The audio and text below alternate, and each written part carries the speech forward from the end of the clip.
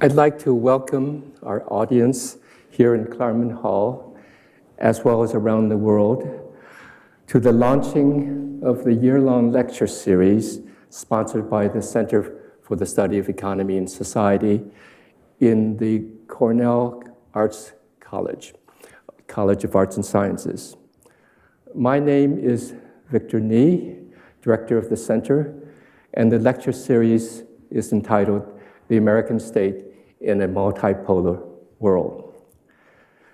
The Center has had a long-standing interest in studying the interaction between economic and social forces in moments of historical transition. And we are certainly in the midst of one such transition. It is a period when the assumption of American exceptionalism is being called into question daily on multiple counts. To what extent has post-World War II American democracy relied on American global hegemony? Is the new Cold War against China and Russia consistent with the need for interstate cooperation addressing climate change and a global pandemic? Is the international future of science at risk?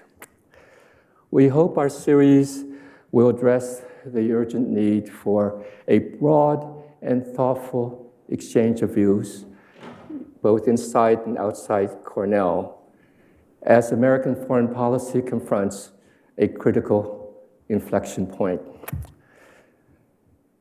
We are truly delighted and honored to have Cornell's always eloquent president, Martha Pollack, here with us in Claremont Hall today to introduce a most distinguished Cornell alumnus, world-renowned Francis Fukuyama, who flew here from the Bay Area just for this lecture to launch our series.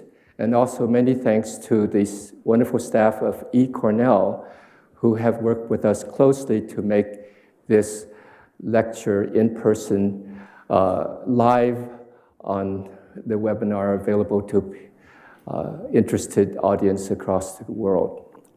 Martha?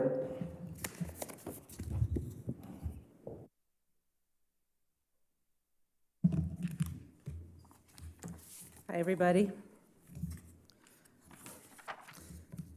I'm really glad to be able to welcome you all to the inaugural lecture of the Center for the Study of Economy and Society's new series, which, as Victor notes, is called The American State in a Multipolar World.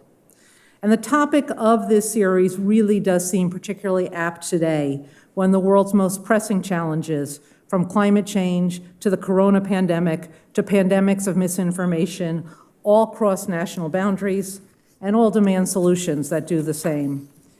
And I'm especially delighted that the speaker beginning this series is an extremely distinguished fellow Cornellian, Francis Fukuyama, class of '74.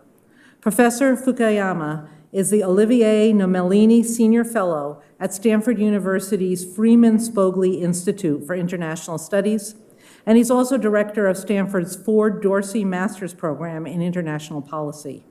On top of that, of course, he's a professor of political science. Professor Fukuyama has written widely on issues in development and international politics, and his 1992 book, which I'm sure everyone in this room has read, The End of History and the Last Man, has appeared in over 20 foreign editions. His most recent book, published in 2018, is called Identity: The Demand for Dignity and the Politics of Resentment. Professor Fukuyama received his BA from Cornell in Classics and his PhD from Harvard in Political Science. He was a member of the Political Science Department at the Rand Corporation and of the Policy Planning Staff of the United States Department of State. From 1996 to 2000, he was the Omer L. and Nancy Hurst Professor of Public Policy in the School of Public Policy at George Mason University.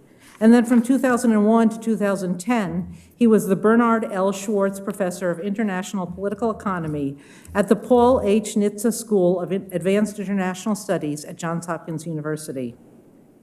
He also served as a member of the President's Council on Bioethics from 2001 to 2004. Professor Fukuyama holds honorary doctorates from Connecticut College, Doan College, Doshisha University in Japan, Kansai University in Japan, and Aarhus University in Denmark, as well as from the Pardee Rand Graduate School. He's also a non-resident fellow at the Carnegie Endowment for International Peace and at the Center for Global Development, as well as a member of the American Political Science Association and the Council on Foreign Relations. Many people came together to make today's event and this whole series possible. And I would like to thank the Center for the Study of Economy and Society, and in particular Victor Nee, the Frank and Rosa Rhodes Professor of Economic Sociology at Cornell, for organizing the series. I also want to thank the staff at Cornell for their partnership in facilitating the online broadcast, and I thank the Dean's Office at the College of Arts and Science for its support. And finally, of course, many thanks to Professor Fukuyama for having flown from Palo Alto to Ithaca, I understand with some delayed or missed flights, as is always true today. We're really delighted that he's here with us. So please join me in welcoming Professor Francis Fukuyama.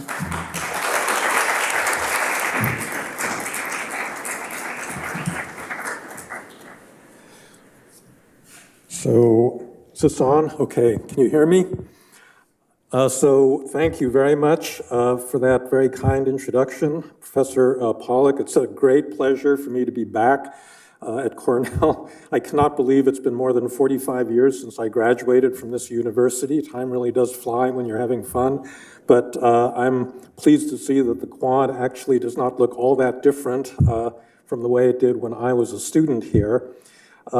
By the way, I should note, President Pollack, that I was actually quite glad that Cornell won that competition to set up the new campus in New York City and not Stanford, because as a member of the Stanford community, I thought it actually would have been the wrong thing for us to do. So good on Cornell that you've got that. And I want to thank Victor Nee, an old friend, for inviting me to give this lecture, which is really on a pretty important topic, which has to do with international cooperation in the face of different global challenges. So let me I actually have a fairly long and involved series of points that I want to get through in this lecture. So let me give you a little overview. I'm going to begin by talking about what those global challenges are.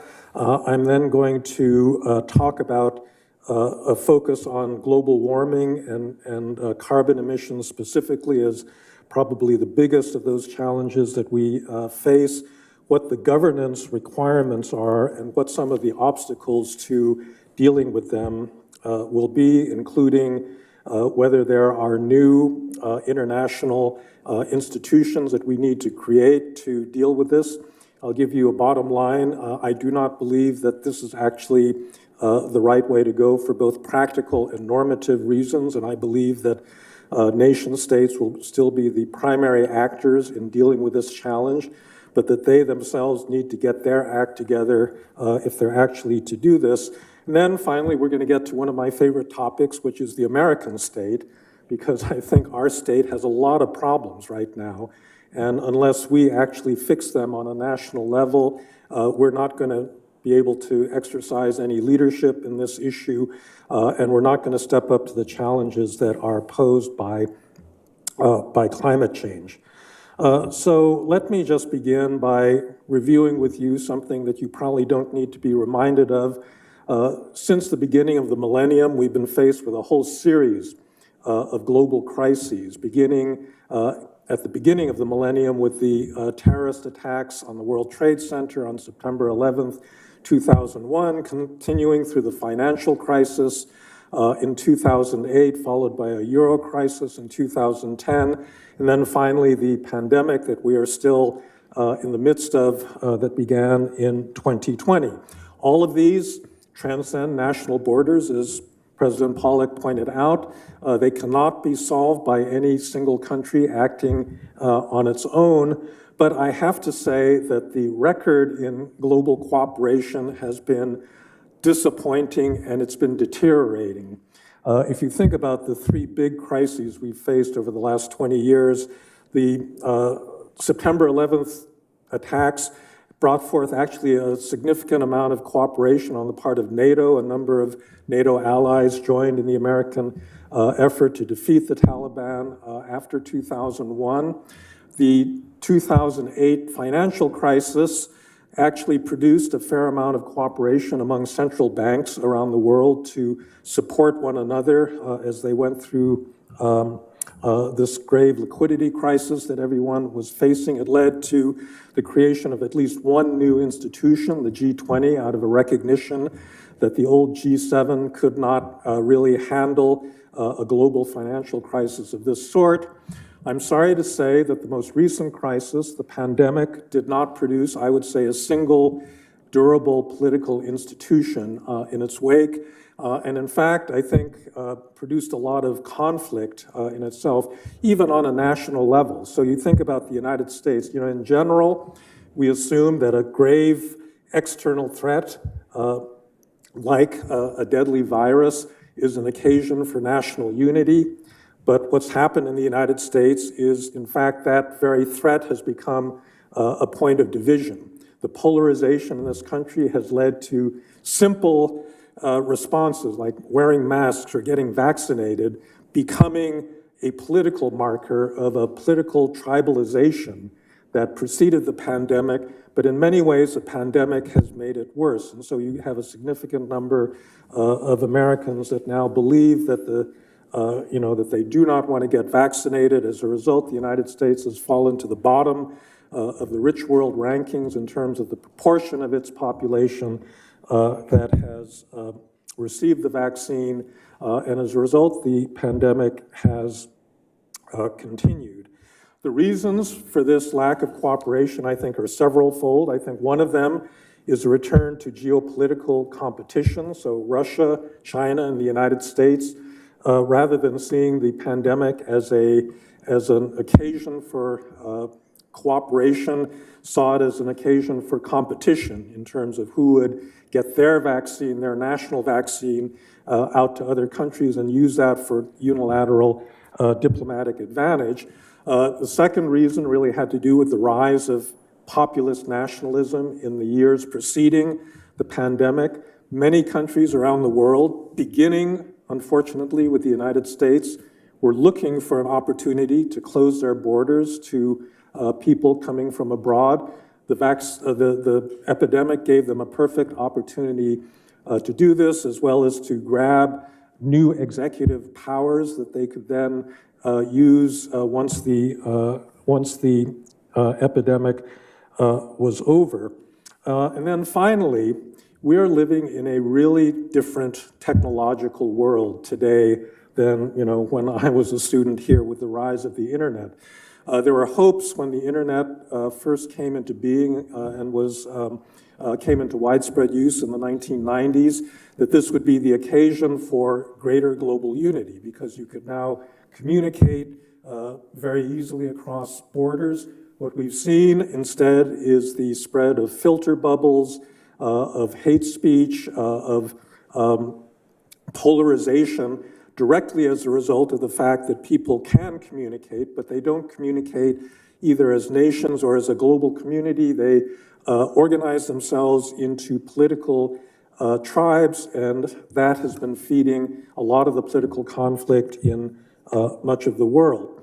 And so I think that for all of these reasons, we've seen these disappointing results, and we have to do better the next time because we are going to face another pandemic. I mean, that's almost a certainty extending out into the future. And we know that global warming is upon us already, and we know that we need further cooperation. And so we need to desperately create institutions that are sufficient to address this problem. All right, so that's the basic setting. That's the challenge we have in front of us, and now we need to think about what kind of governance institutions are needed to deal with this. Before I get into that, I want to talk a little bit in the abstract about why these different global challenges differ from one another.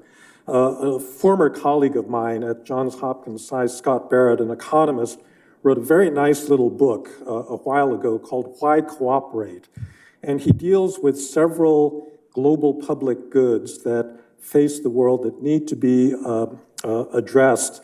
And he tries to explain why some of them are relatively easy to fix and others are extremely difficult. And so the examples are several. For example, a comet that is on a collision path with Earth that will produce an extinction level event. How does the global community deal with that? There is the depletion of the ozone layer as a result of chlorofluorocarbons. There are pandemics, and then finally there's global warming. He uses pretty simple game theory to think about why some of these are actually much more solvable than others. So it turns out that the comet racing towards Earth is the easiest of all of these problems to solve. It's easy because the threat is immediate. It's going to hit everybody simultaneously in the near-term future. And it's also one that doesn't require a lot of cooperation to solve, so that if, for example, Russia or the United States or China could actually deflect the comet using a nuclear weapon or something, they're just going to do it. They don't have to ask anybody's permission because they're going to get fried once this comet hits. And so they've got every incentive to take matters into their own hands. It turns out the ozone problem was solvable because the number of producers of chlorofluorocarbons was limited. There were alternatives to using these chemicals in refrigeration and air conditioning and so forth. So the Montreal Protocol was sufficient to do this. But unfortunately, global warming is the hardest cooperative problem to solve because of the nature of the incentives that face everybody.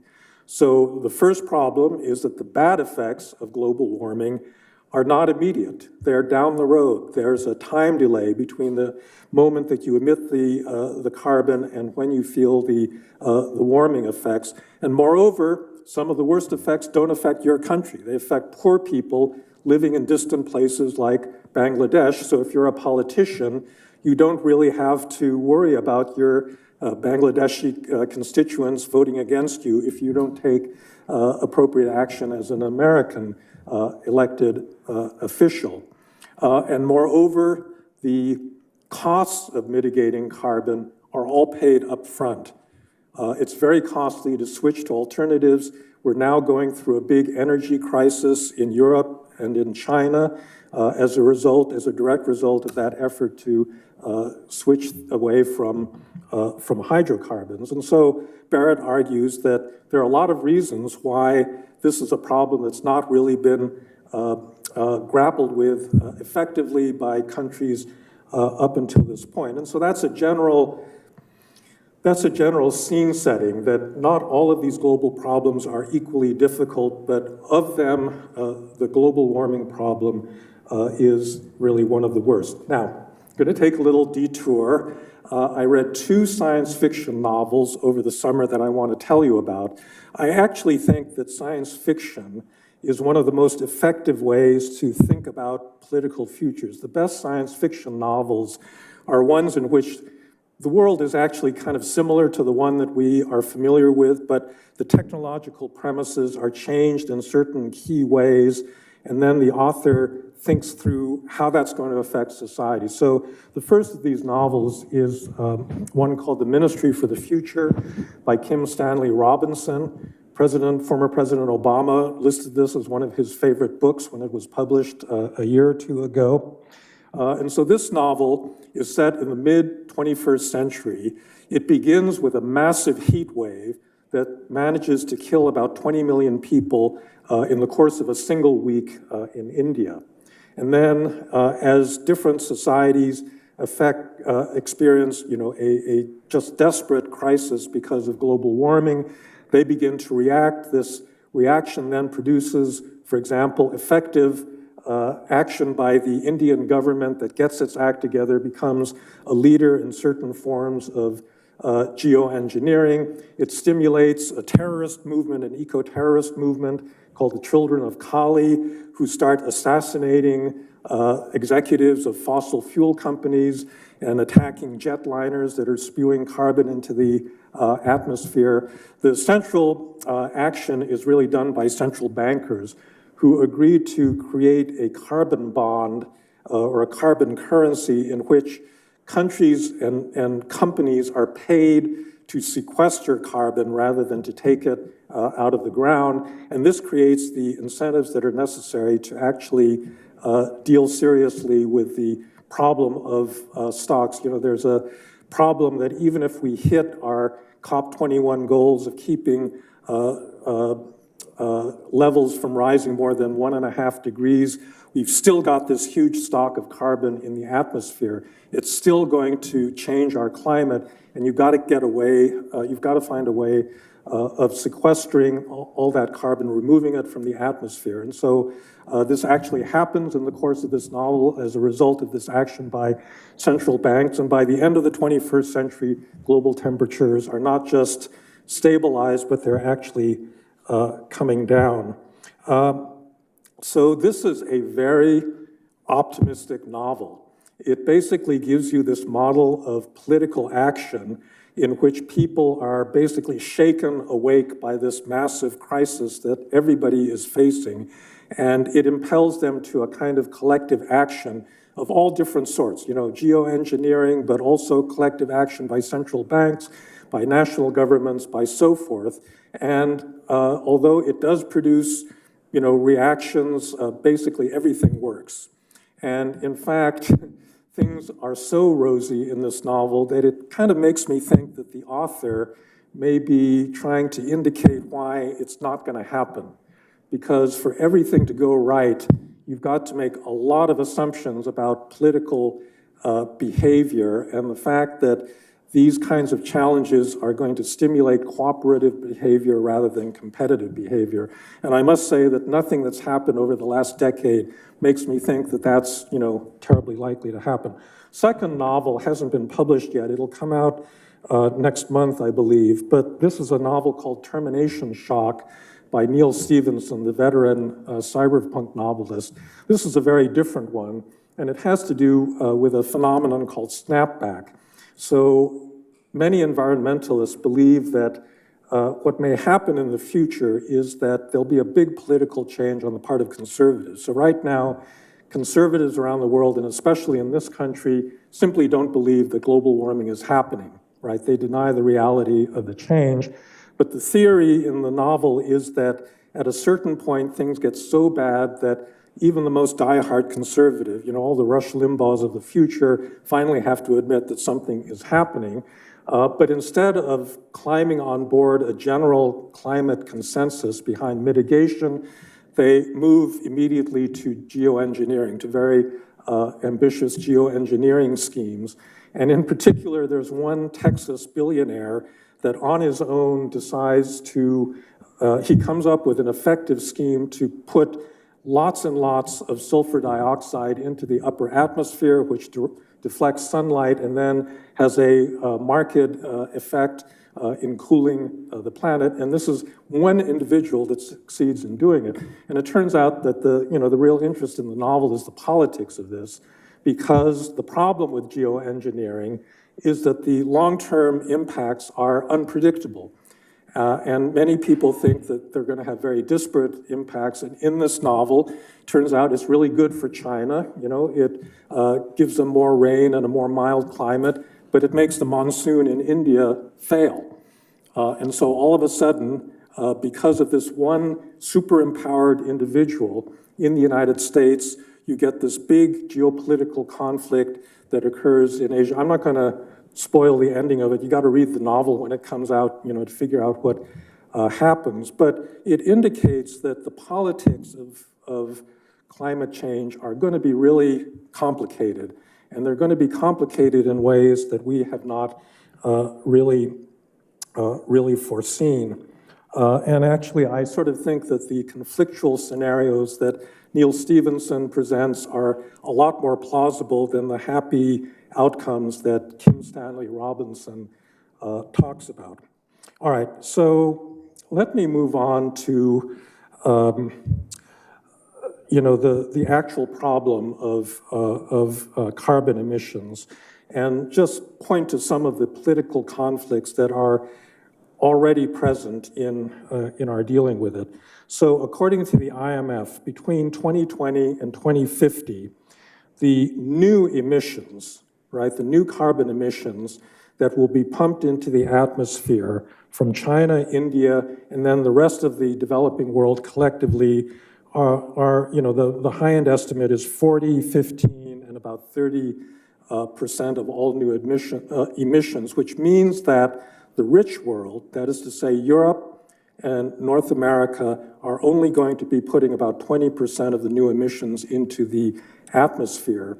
And what that implies is that there's actually very little that the rich world can do on its own to solve this problem, that the big action really is going to be in the developing world, and it's going to be in two specific countries, in China and India. This should not be an excuse for people in rich countries, existing Western rich countries, to relax and not act, but you need to be realistic about where the real important decision points have to be. But it is simply morally impossible for those rich countries to go to China and India and other developing countries and say, well, you can't develop because that's going to put too much carbon in the air. It's simply unacceptable because it is the rich world that's put all the existing stock of carbon there in the first place. And to tell these countries that they can't grow economically, it simply won't wash. It won't wash morally, and it won't wash as a matter of any kind of practical argument. And so therefore, you really need to break that link between economic growth, the next unit of GDP, and carbon emissions if you're ever going to get hold of this problem. Another conflict that has been on the table for some time is a fight over whether mitigation or adaptation should get a priority, right? So many environmentalists believe that the real solution is in mitigation. It's in a carbon tax, reducing carbon output, basically whatever the impact on economic growth is. And a lot of them feel that if you put money into adaptation, that's actually going to give a free pass to the fossil fuel industry that will then see that they've got the opportunity to continue what they do and not mitigate emissions. I personally think that this dichotomy, it's not a dichotomous choice. And I actually think that you're going to have to do everything. I think that the seriousness of the crisis is such that we are going to have to both mitigate and adapt simultaneously, and as a matter of fact, we're already doing this. So I'm going to give you several examples in this lecture from my home state of California. We are, I don't know whether you can say this in a public lecture at Cornell, but we're really up shit creek in California, right? Because we've got forest fires that are now an annual event. Every single year they get larger and larger. Average temperatures hit new records. I actually heard that my part of the state actually got a little bit of rain yesterday, but Sacramento went 232 days without a drop of water. That was a historical record for their not getting any rain whatsoever, and they only got about 1/10 of an inch last night. So there's already a crisis. It is clear that the Sierras are not storing nearly as much water as they used to. That is really the source of all of the water in the southern part of the state. California could not exist without these extremely ambitious infrastructure projects that were all put in the first half of the 20th century, basically to take all of the water from the northern part of the state and send it down south. And as the climate warms, we are already adapting. Insurance rates for anybody living in a wooded area have gone up very substantially just in the last 2 or 3 years, because it doesn't pay to insure people living in what are basically going to be uninhabitable parts of the state. We're already adapting when we take away the federal subsidies for insuring barrier islands and people that want to live in coastal regions that are subject to sea level rise and so forth. These are all these are all techniques of adaptation, and we are doing them today. And it's ridiculous, I think, to say that you shouldn't adapt now. We can't wait until the middle of the 21st century to make the kinds of changes that we need to make. And in particular, in my state of California, we have to do a lot to build new infrastructure. You're going to need a new system of reservoirs, of canals, of desalination plants, of all sorts of very expensive investments if the state is going to be livable in another generation or two. And so this is kind of the challenge that's in front of us. Now, when we think about the governance of this, many people believe that this is going to necessitate moving beyond the nation state. This is a very common refrain. The nation state has failed in either mitigation or adaptation. It's saddled the next coming generations with a problem that they have not been able to solve. They're simply passing the buck on, and therefore we need a new approach. And the idea basically is to create an international body that actually has some teeth. If you think about the existing international bodies like the COP26 meeting that will occur in Glasgow at the end of this month, they have no enforcement power whatsoever. And in fact, they don't have much shaming power. Agreement is completely voluntary, and then actual implementation is up to each individual country. And many of those countries that made promises, let's say at COP21 in Paris, have failed to meet those targets, including the United States. So the existing international mechanisms are too weak. They do not have the power to compel compliance with the goals that are set by them, and therefore there is an argument that we need a new kind of international body that has the sufficient authority and capability of actually compelling compliance. And I believe that this is wrong. I don't think that either as a matter of practical politics or as a normative solution that this is going to be the right way to go. And I actually think that it is a distraction from the changes to our national level governance mechanisms that are much more urgent. So why do I think this kind of body won't work? Well, first of all, what this all is about is power, right? A state, a national state has power. That's what a state is. Max Weber, our friend Max Weber, gave this famous definition of the state as a legitimate monopoly of force over territory. And I believe that that's still the best definition of a state that's out there. States are all about building power, and what that means ultimately is who controls armies and police forces and can actually enforce compliance with the state's rules. And so if you think about a new international body that is more serious than the voluntary ones that exist right now, you would have to think about a deliberate delegation of real power, the power to arrest a recalcitrant official in another country to this body.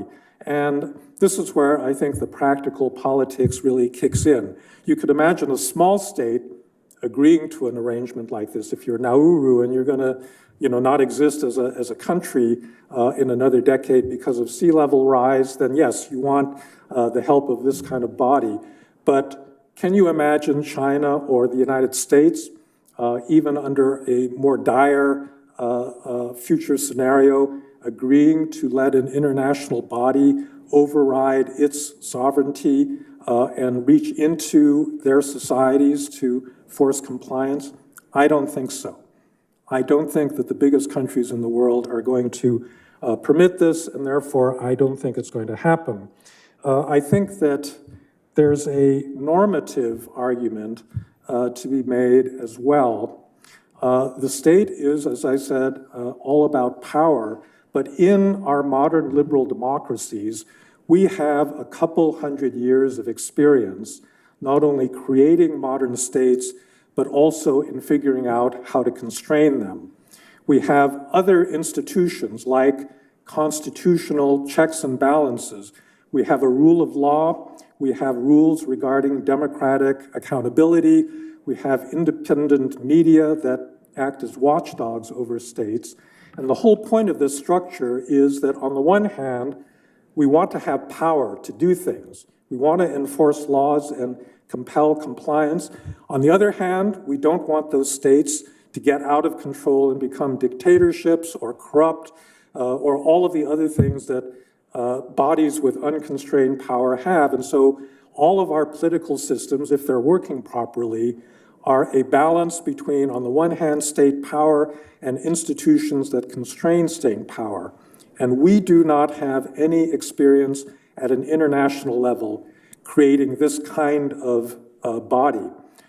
You would have to imagine creating a transnational executive, but then also creating a transnational court system, a transnational legislature that could watch over that executive and make sure that its power was not exercised in an arbitrary, corrupt, or tyrannical way. And quite frankly, we have no idea how to do this. We really don't have any idea. The part of the world that is furthest along in figuring this out is the European Union. That does have the Commission, that's the state part. It has the European Parliament, it has a court system, the European Court of Justice. But anybody that knows Europe well will recognize that these do not operate very well as a package. You know, it's too weak in many areas, and a lot of people would say it's too strong in others. All right, so getting this balance right is something that is extraordinarily difficult. Then the final problem is really with this idea of a global consciousness. I think that you cannot have a political institution that is legitimate and stable if you don't have an underlying normative consensus about the legitimacy of that institution. And the problem, I think, with human beings is that we are the most loyal to friends and family, and then, you know, our altruism and mutual support begins to taper off the further away people get. The nation state at the moment is the largest social unit that really attracts tremendous loyalty. In fact, in some cases, a little bit too much loyalty. But that does not exist at an international level. And as I was saying, our technology has actually been pushing us in the wrong direction, not towards the development of a global normative scheme, but rather in the direction of compartmented communities that are transnational, but really don't have, you know, any sense of broader public purpose. And until you get, I mean, I do think it exists for a very narrow section of elites, mostly in Western rich countries, but that is far from being anything like a global consensus. So for that reason, I think that most of the actual governance action really is going to have to take place as a result of cooperation between existing nation states. And as I've said before, I think that worrying about the creation of this kind of transnational entity is going to be a distraction from the real work, which is fixing the governance mechanisms at a smaller scale. So then the question is, what needs to be done at a national level to make individual countries better able to adapt? So here there's a back and forth argument. For example, I had a debate with a professor a few years ago in Norway who believed that democracies are intrinsically less able to deal with climate change than autocracies. And the main example he had was China.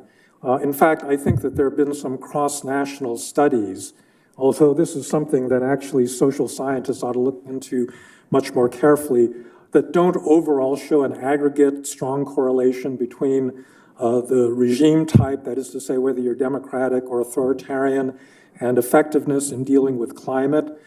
He was thinking about China, but if you look at China, I think that their record is actually quite problematic. They are the largest carbon emitter in the world. The efficiency of their manufacturing industry in terms of carbon output per unit of GDP is significantly higher than that in Europe and the United States. They're still building coal plants. Now, their government has said good things. They just announced couple weeks ago that they're going to stop building coal plants as part of the Belt and Road Initiative, which is a good thing. But the fact remains that something like 90% of the energy projects under the Belt and Road Initiative are fossil fuel based. So they're basically moving from coal to natural gas or to oil. And within China, I think you can see why the incentive structure is so critical. So the government wanted to wean everybody off of especially coal, and that has produced an electricity crisis in many Chinese cities. A lot of Chinese manufacturers have not been able to get sufficient electricity. That has hurt GDP output in the aggregate, and as a result, the government has had to reverse course. They had been closing down coal mines and stopping coal production, but they've just reversed that, and they're going to increase because in the short run, they really don't have an alternative. And these decisions have nothing to do with regime type. I think that, any country would face similar kinds of, whether they're democratic or not, they would face similar kinds of pressures because there are very few regimes, authoritarian or democratic, that can simply, shut down entire industries in order to comply with a global mandate on carbon emissions. However, there are definitely things that China does better than a lot of Western countries that we need to think about very carefully. And here I want to be very careful because I don't want to endorse Chinese methods overall, but I think that in the area of infrastructure, Western democracies really do have a problem. This is something that I've come to realize over the last few years because I spent a lot of time thinking about governance and governance institutions and infrastructure as kind of the paradigm of, the governance challenge. So why is infrastructure important as a challenge to democracy? It's a challenge because of the following. Any infrastructure project seeks to create a public good, whether it's an electrical grid, a road network, a telecoms system, and so forth. And so they are meant to serve public interest, but you cannot build an infrastructure project, a big, ambitious one, without trampling on the individual interests of certain stakeholders who are going to have their nice view of the ocean obstructed, or they're going to have land taken from them under eminent domain, or they're going to have a noisy, multi-story building in their nice suburban neighborhood, which is the big fight that's going on right now in California. And I would say that in general, a lot of modern democracies have privileged the protection of those narrower interests over the need to create public goods in a way that leads to what I have labeled vetocracy, meaning we end up with a governance system in which it is really easy for multiple stakeholders to veto a project that is trying to serve some common objective. And as a result, you find it extremely difficult to build anything in a Western democracy. China doesn't worry about this so much. If the Chinese government decides it's going to build a road or an airport or something, they do compensate people for land that's taken and so forth. But ultimately, you don't stand up to the Chinese state in a situation like that. So when they built the Three Gorges Dam a couple of decades ago, they had to move something like 1.2 million people out of the floodplain. They did this all in a year. This could not possibly happen in a Western country, that there would be that kind of just rolling over people's rights. But what I want to leave you with in this general discussion of infrastructure is that, the choice is not between the current Chinese system and a kind of idealized Western system, because I don't think either of those are adequate. The Chinese are not sufficiently observant of the rights of different stakeholders, and I think that many Western governments privilege too many stakeholders and therefore make collective action very difficult. And I think in terms of addressing the governance challenges that we really need to address, we gotta change the balance, not moving to the Chinese model, but moving to a position where it gets a little bit easier to build things. Okay, so that brings me to a very specific discussion of the American state. So the American state is in your title of the lecture series, and that's one of my favorite topics because I think we need to talk specifically about what are the things that will prevent our American state from actually dealing with the challenges of both mitigation and adaptation to climate change. And here I would say that there are two broad issues that affect us. The first one, frankly and unfortunately, is polarization, right? So if we cannot, as Americans, agree on getting vaccinated as a matter not of helping people over there, but actually keeping ourselves from dying, if we can't agree on that, how the hell are we going to agree on, some costly new measure to deal with climate change, right? Our recent experience does not speak well to our ability to make those kinds of difficult decisions. I would say that looking at the international system right now, polarization is the single biggest weakness that America has at the moment. It's not just agreeing on health measures. We can't even pass an annual budget, one of the most basic functions of any political system. We can't even pass an annual budget on a regular basis because of this disagreement between Republicans and Democrats. And this is a problem that is getting worse. There was an article written a couple weeks ago in the Washington Post by Robert Kagan, which I endorse very strongly.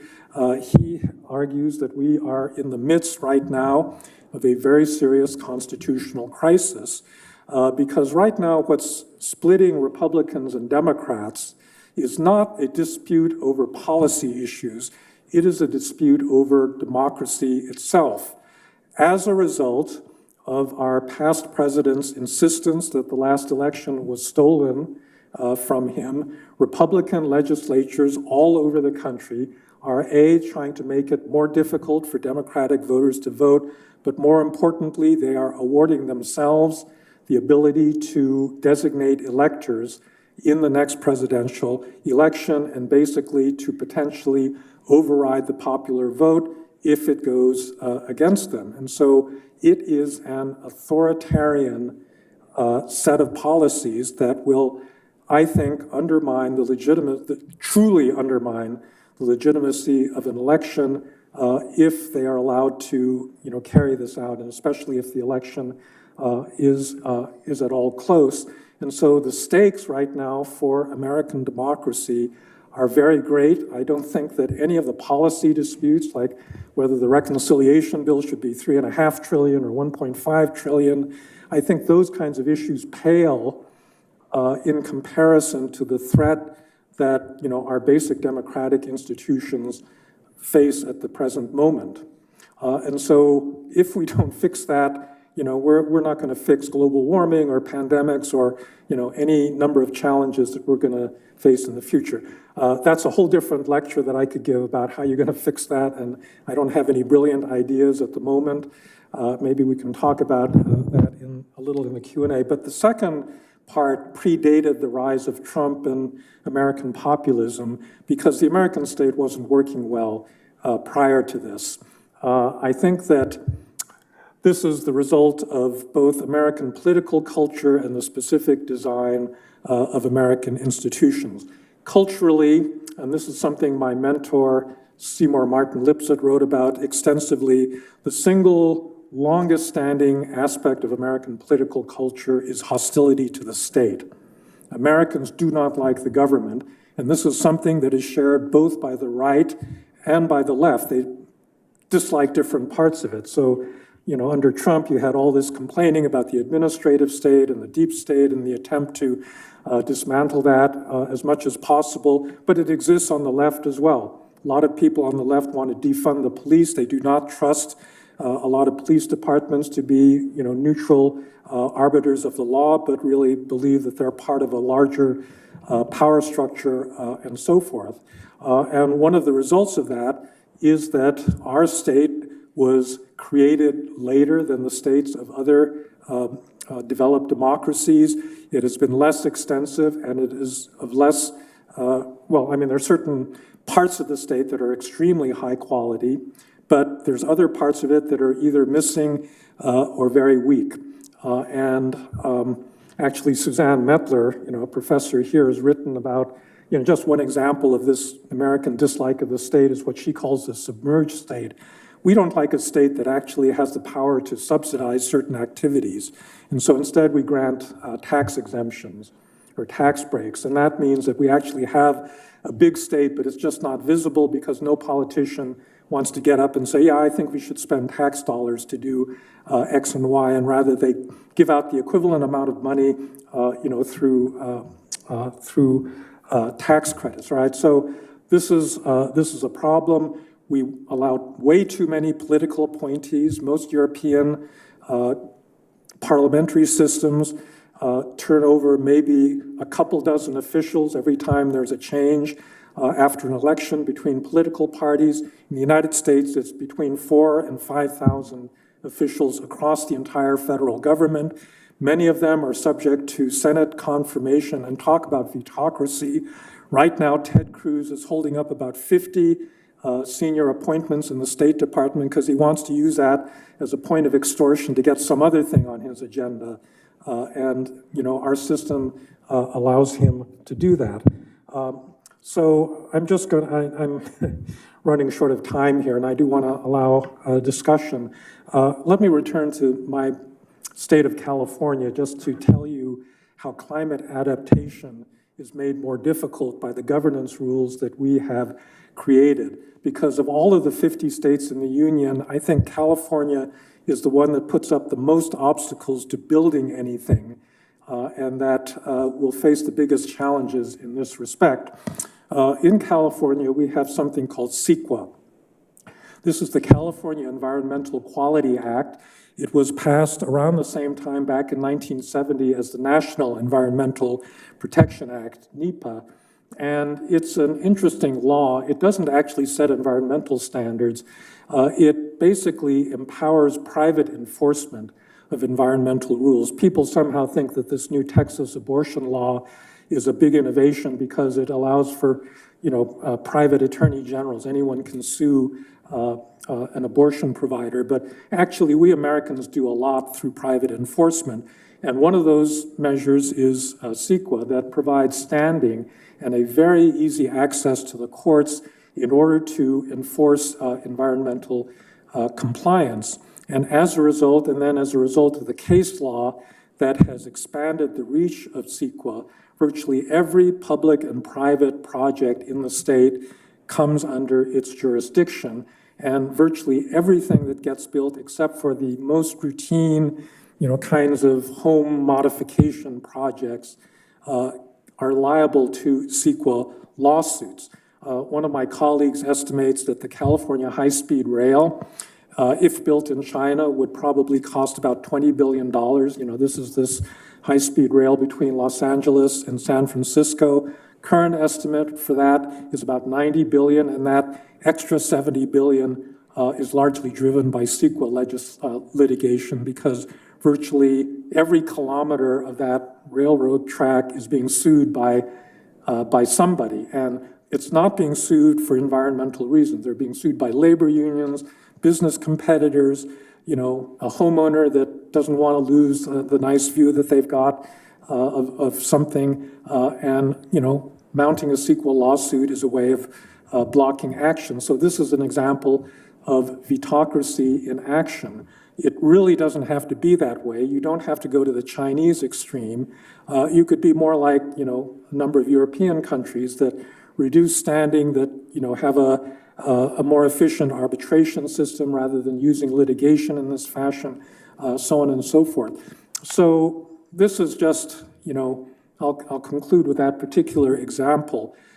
We are not in a position, we meaning me and my state of California, but we Americans in general, and I would say a lot of liberal democracies in the West are not set up to deal with the kinds of big decisions that we are going to have to make in order to deal with climate change. These kinds of infrastructure problems are endemic in other democracies, not quite as bad as California, but you look at the new Berlin International Airport or the fifth runway at Heathrow or any number of other projects that have really not taken place on anything like a reasonable timescale and at a reasonable cost, to see that we've got a huge national level governance problem. And these things are going to get worse as time proceeds. And therefore, I say that, we ought to deal with those things that we can actually deal with in a realistic way as the first order of business, because unfortunately, these pending global challenges are going to get worse with every single passing year, and we've got to fix our institutions to deal with it. So with that, I'll stop, and I look forward to any questions or comments that you have. Thank you. Thank you very much.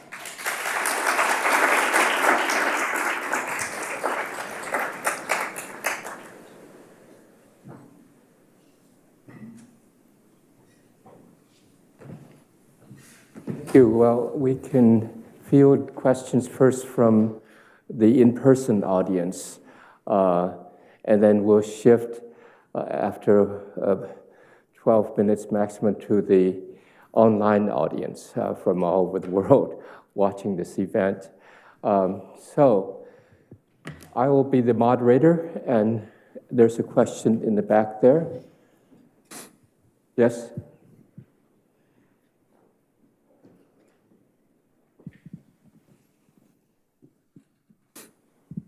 Thank you so much. I wonder, in terms of the impasse that you are describing now with liberal democracy, do you envision perhaps venturing into the science fiction terrain, a possibility of legitimacy, political authority being relegated to AI in certain aspects of our life, perhaps potentially in dealing with climate change? So that's an issue that a lot of people have been thinking really hard about, particularly back at Stanford, and I'm sure here as well. I think that AI is a solution to a certain category of problems, but it is not a solution to the basic political conflicts that we are going to be facing, because those are based on outright conflicts of interest. They're based on conflicting values, and those are ones that preeminently have to be solved by human beings deliberating with one another and asking themselves, how do we balance, a public good like a new reservoir or canal against, the damage that's going to be done to this piece of property or so forth. And that's not something that a machine is ever going to solve. There are applications for artificial intelligence. For example, in a lot of governance mechanisms, like under the Administrative Procedure Act, every rule change has to be subject to notice and comment. I had a student, a CS student actually, who designed a system, so when the FCC wanted to change its rule on net neutrality, they put it up for notice and comment, and they got something like 2.5 million comments.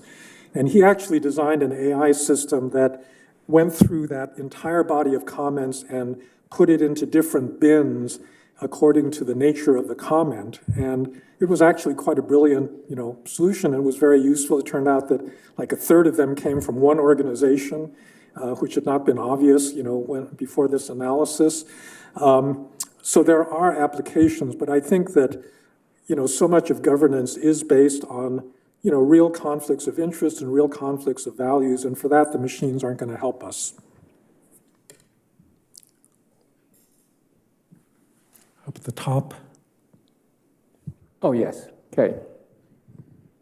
Yeah, thank you. I would have a question about the polarization of the political system you talked about. So how would you assess the chances that the two big parties, so the Democratic Party and the Republican Party, will split up at some point? So in the Republican Party, you would have probably Trumpists and more traditionally conservative people, and in the Democratic Party, a left-wing progressive party and a centrist party. And don't you think that could be a step towards a solution, or at least an improvement regarding the polarization of the political system here? Well, it would definitely be an improvement, but I don't think that it's possible for that to happen under the current institutional rules. In political science, there's this thing called Duverger's law that says that in a first-past-the-post electoral system where you can win by simple plurality, it tends to produce a two-party system. And the Bush v. Gore fight in Florida is a good example of this, because Ralph Nader tried to run as a third-party candidate, and all he succeeded in doing was throwing the election to George W. Bush. And that's going to be a big obstacle to anybody that wants to set up a third party in the United States. I agree that actually there's really at least four parties in the United States. If we, one solution that my colleague Larry Diamond really likes is to move to ranked choice voting, which maintains single-member districts, but creates an incentive for alliances and softens some of the polarized conflict between two parties. It doesn't always work, and actually you really would need to move towards proportional representation, as they have in many other democracies, I think. And that's really the only condition I can see that you could get to a multi-party system in the United States. I would be more than happy to see those electoral rules change in the US. And actually, there's nothing in the Constitution that prevents our adopting proportional representation. But it's a big political ask, and right now I'm not sure that, how realistic it is. Yes. So are there any places in the world that effectively dealt with the kind of barriers to infrastructure creation that you've seen in California? Are there good examples of this? And if not, give some ideas as to how to push back against these kinds of problems. So in general, yes, I think that even if you look across the United States, New York, for example, has the equivalent of CEQA, but it doesn't have the broad standing, it doesn't have the same kinds of detailed provisions. And so it's actually a lot easier to build stuff in New York State than it is in California. Germany, puts a strict statute of limitations on any kind of litigation. Other countries don't allow this to be litigated in the regular court system. They have either a system of special administrative courts, or you can actually negotiate these things politically, in a bureaucracy without having to go to expensive litigation. Or you could just have the state enforce these rules. I mean, this is something that Americans somehow, we don't like the state, and so, but in Europe, the first instinct would be, okay, you got an environmental rule, let's have our EPA police these things and, put fines on people that violate the rules and so forth, So you could replace this litigation system of private enforcement with actually a state-based one. So yes, I think there are things that could do that don't involve going to the China model, but, will make things easier than what we have now. Don? Randall? The man who gave us this building, Seth Klarman, has a brother on the faculty of the Harvard Law School who wrote a book published a couple of years or so ago about the work of the founding fathers in creating the Constitution. Many pages of that book sound as if they could have been written yesterday about the dysfunction in which we exist now.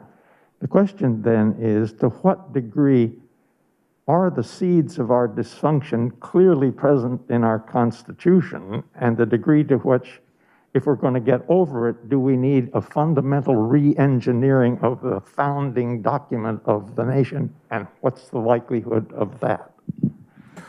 No, that's a great question. I think the answer is some of them are definitely located in the Constitution.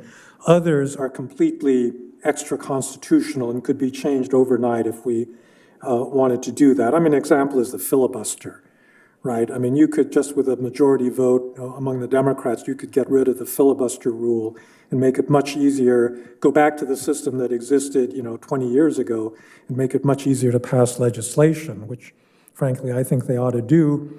So that's not constitutional at all. However, the fundamental, if you compare constitutions across other democracies, other developed democracies, we have more checks and balances than, let's say Germany or France or Britain. And in fact, Britain under the old Westminster system was sometimes called a democratic dictatorship because really the only check was an election. A British government that had a majority in parliament could basically do anything it wanted to. And the reason it didn't become a dictatorship was really more of a cultural sense of moderation rather than an institutional rule. We Americans like checks and balances. And I must say, I started making this argument about vetocracy before Donald Trump was elected.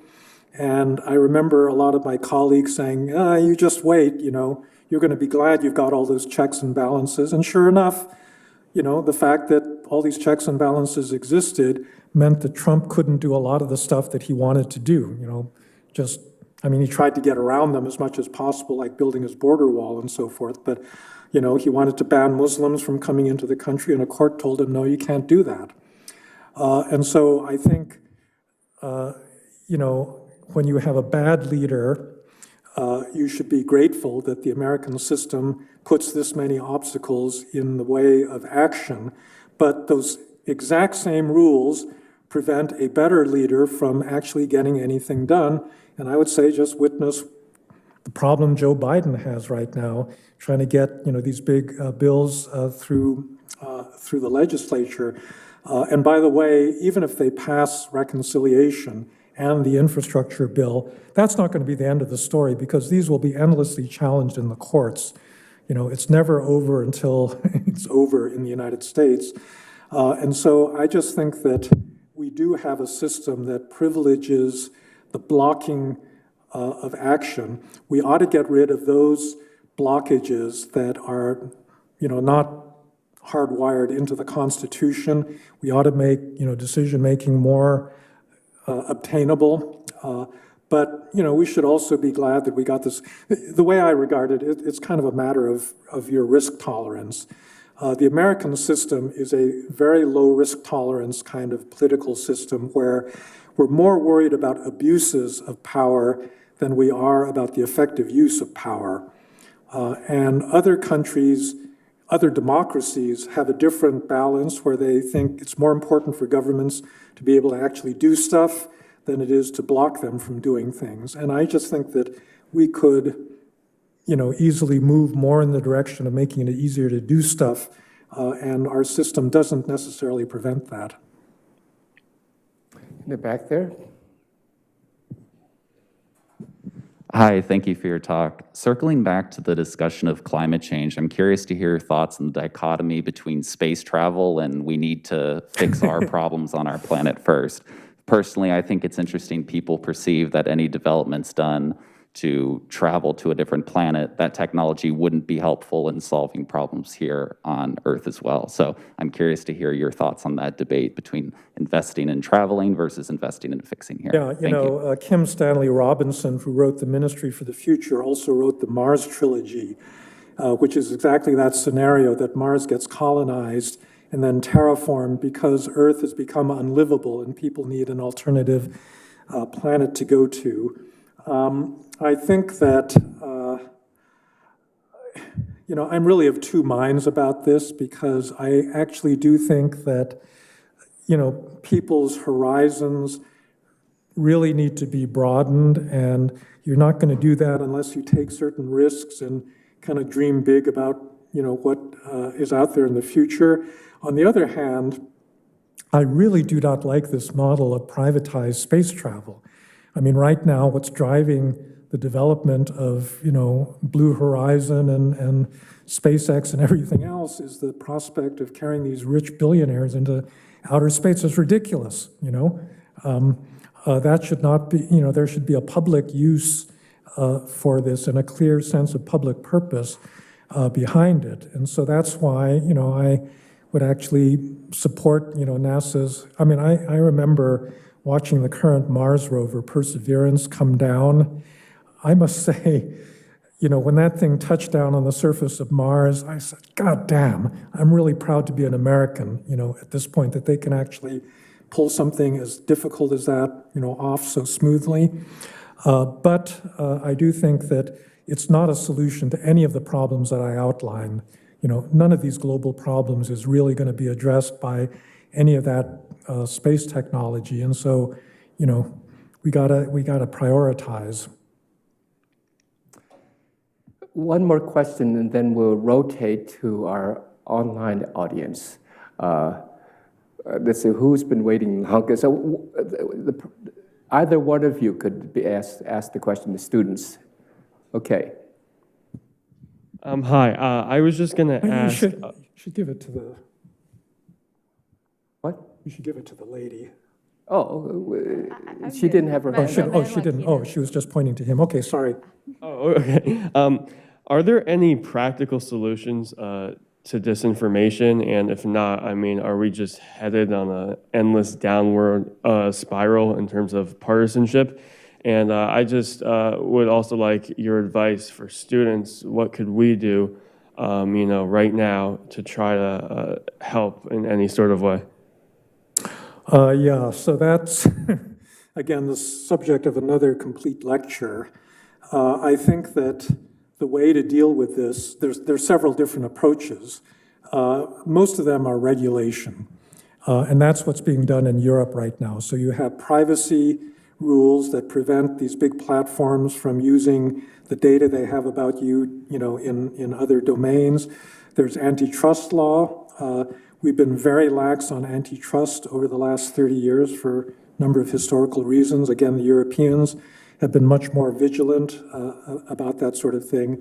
And then there's just outright regulation. You've got this new Digital Services Act that the European Commission has proposed that will put limits on what platforms can do. That is a little bit more problematic in an American context because we're so polarized. In a way, both the Republicans and the Democrats agree that these big platforms should be regulated, except that the Republicans want to regulate them to allow Donald Trump on, and the Democrats want to regulate them to keep him off. And so, there's a fundamental, conflict there. But, that would be the first step. I think that in terms of what students can do, there's a couple different layers to this. One of the things that you can just immediately do, I think, is to actually get off of social media. You shouldn't be living your life comparing yourself and how many likes you've gotten for your latest post, to everybody else in the world. And the thing is that these platforms have spent a lot of time and effort hiring the best psychologists in the world to draw you into this, to make you, spend as much of your time as possible on the platforms, and you don't need to do this. And so getting off of social media is, one thing that I think you can do. The other thing is that that's not going to help. It's true that Facebook has been losing young subscribers. I think that the more competition there is out there, the better we'd all be.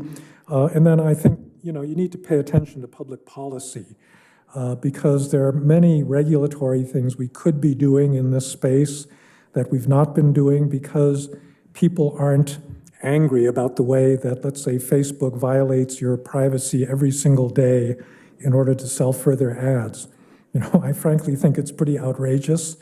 It doesn't have to be that way, but everybody says, I get a free, I get to communicate with my friends, so that's worth it to me. Or I get a free, email account, and that then lets me give all my information to Google, who can then sell it to somebody else.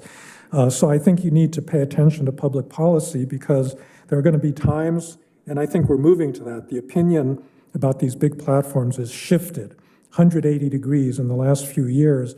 So there's going to be regulation coming down the pike, and I think we need to support, the right form of it. Well, thank you, Cornell audience for the questions. And now we're going to switch to the global audience. And first is Mr. Anonymous, who asks, your challenges did not include nuclear proliferation and potential catastrophes, whether local, regional, or global. Do you consider the problem solved? No. I just don't want to be excessively pessimistic in one single lecture. And in fact, over lunch, we were talking at some length about, the possibility of military conflict with China, which is another one that I actually think is, more probable and more likely in our near-term future than, nuclear first use. There's a lot of problems out in the world, and I think you got to deal with them one by one. I think nuclear proliferation has not been solved in certain ways. It is getting worse, but, that's another problem that we'll address separately. Okay, now we have Mr. Raj Paul from Seattle. Question, Dr. Fukuyama, based on intrinsic values and economic models, Eastern societies have an advantage for action on climate. They're deploying AI to reduce social pressures and forestation to sequester carbon. Will the West's disadvantage erode its global soft power? Like I said, I think the track record of Eastern societies is not so clearly in favor of they're doing better. So there are two separate issues that face any government. The first is, do you actually want to do something to mitigate, carbon emissions? And then secondly, do you have a governance system that allows you to act on that, whatever it is you want to do? And as the China example indicates, they clearly have a governance system that allows them to do stuff more effectively when they decide to do it. But they still face this problem that, mitigating carbon also cuts economic growth, and that's also a big priority for them. And so it's not clear to me that many societies in Asia are actually going to meet, both of those challenges. And in particular, I didn't say much about India, but India is going to play a really big role in global warming because of coal. The single biggest source of energy that exists in that country is coal. They've been growing as a carbon emitter very rapidly. If they privatize Coal India and they make that whole supply system more efficient, it's going to grow even faster. And is the Modi government going to agree to give up, 1.5 points of economic growth in order to meet a global climate challenge because somehow he's living in East Asia? I don't think so. So that's why I think you just have to think in terms of the concrete incentives that face individual governments rather than, making generalizations. I do think it's a valid generalization to say that in East Asia in general, the state has more authority, people are less, uppity about protecting their rights and complaining and, protesting and so forth. That's clearly the case. But, when push comes to shove, Western governments have been able to do difficult things as well. And so I think it's in that margin of, state action that the real choices are. Okay, next we have Massimiliano Dor. In the post-pandemic order, which ones are, in your opinion, the main actors of the new multipolar system? US, China, Russia, India, and question mark. So I believe that the United States has been in a long-term decline for a number of reasons. I think that its political system has been decaying. It's been perceived by its own citizens as less legitimate, and it's been riven by this kind of polarization that I described.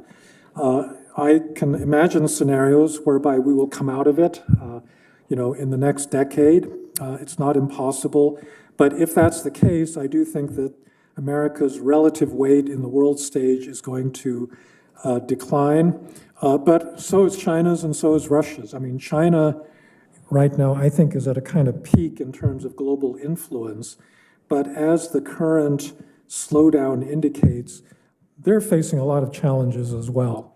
The biggest one is a demographic one of declining population. So they're following Japan, South Korea, Singapore down this demographic decline, which is going to affect growth rates. Their economic model's got lots of problems, too much debt accumulated, and you're seeing that already with this real estate collapse that they're facing. The Russian model, a former colleague of mine, Thane Gustafson at Georgetown, has just written a new book on this. And although in the short run, climate change will allow Russia to open up parts of Siberia to further agriculture, in the long run, the decline of fossil fuels is going to hit them harder than almost any other great power because they don't have a balanced economy. It's all fossil fuel driven. And so they also are facing a pretty bleak future, 10 years out. Okay. So we have a Cornell alumnus, class of 71, John Adario, who is a physician.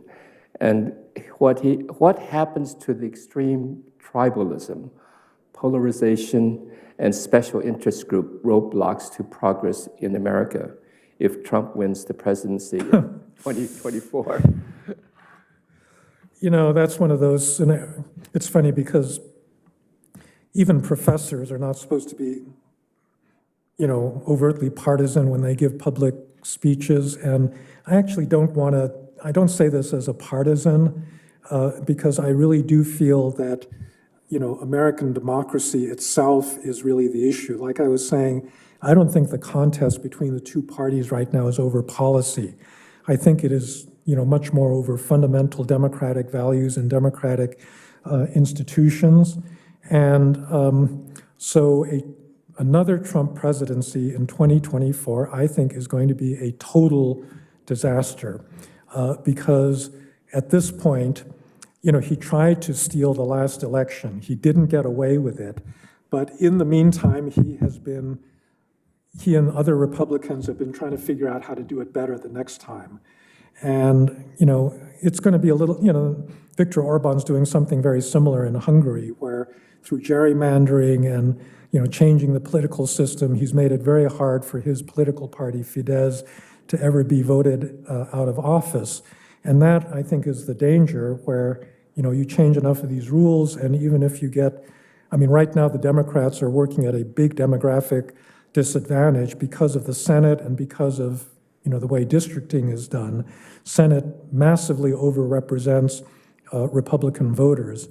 And then they've been also monkeying with the House districts and so forth. And so now the popular vote margin by which Democrats have to win elections in order to get representation, actual representation, either in the presidency or in Congress has been, increasing, and it could, kind of lock itself in the future. And that's, the Democrats aren't going to sit around and accept that.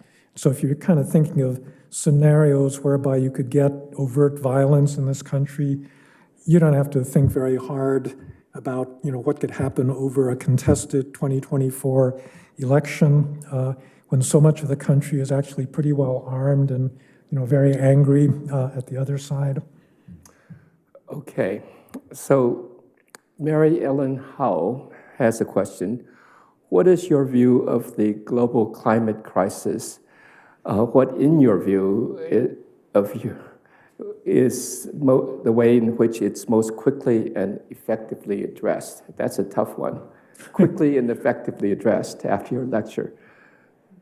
Well, look, it's not going to be quickly and effectively addressed. The only thing on the horizon that I can see is if they make a breakthrough in fusion power.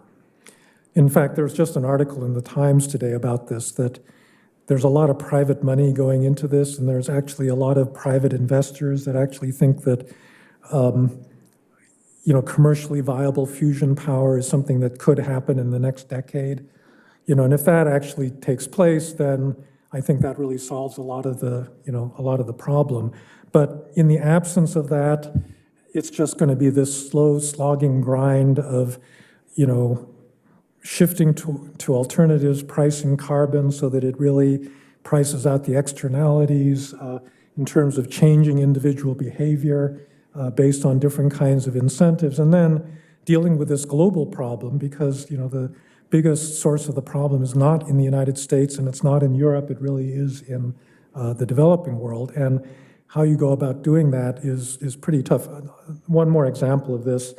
I have a colleague at Stanford who is an epidemiologist, but has spent a lot of his career working in Bangladesh. And one of the issues he's been looking at are basically charcoal-fired kills in Bangladesh and in India and in Pakistan. And according to him, collectively, these charcoal-fired kills emit as much carbon as all of the vehicles in North America. And so actually, from an American taxpayer standpoint, it would be much more efficient to subsidize the conversion of these kills all throughout South Asia and move them onto gas-fired kills. But politically, who's going to support that in Congress? Who's going to support subsidizing people in South Asia to do something that doesn't have a direct, immediate benefit for Americans? It's not going to happen. And so these are kind of some of the political challenges that I think are created by this funny incentive system that global warming presents. So no quick and effective solution immediately. Well, okay. Fusion That's power. realism. Marcus Monaghan-Kidd has a question. Where can we find the lessons that will teach us how to solve problems of multipolar consciousness, which I sense is a problem of conflict and competition? Well, isn't that the subject of most international relations courses, right? Most international relations courses are about the world in which you've got multipolar conflict, and what IR specialists study is where does that conflict come from, how does it get organized, how do you mitigate it, and so forth. And so I think you've got actually a whole academic field that's kind of devoted to that, Right. that question. That doesn't mean that anyone's got a solution to the actual problems that we face. And one thing I would say is that there is a kind of solutionism among policy intellectuals that leads them to think that every problem out there has a solution. And I'm not sure that that's correct. This is something I've thought repeatedly about the Korean nuclear program, that as far as I can see, there's actually no good solution to this problem. It's not through diplomacy, not through military action, not through ignoring it. I don't think any of the solutions out there will actually work. And so it's kind of an unsolved problem that I don't expect to be solved anytime in the future. So if that's not sufficient to depress you, I don't know what is. Well, perhaps we'll end our lecture at this particular point. It will certainly cause us to think and contemplate the challenging future. Thank you so much.